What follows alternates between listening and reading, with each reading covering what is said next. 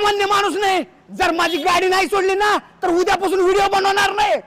आली का इन्स्ट्रक्शन? राहू द्या भाऊ, कशाला टेन्शन घेतलायसा? किरकोळ माणूस समजला का मला? ए काय झाले? ए तू कोण आहे? तुझं नाव काय? तुला बोललो मी, तुला बोललो मी.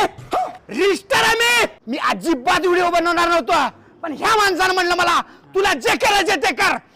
ओ भाऊ तुमचं नाव काय? लखन. हा रजिस्टर आहे मी, रजिस्टर आहे मी. सामान्य माणूस नाही.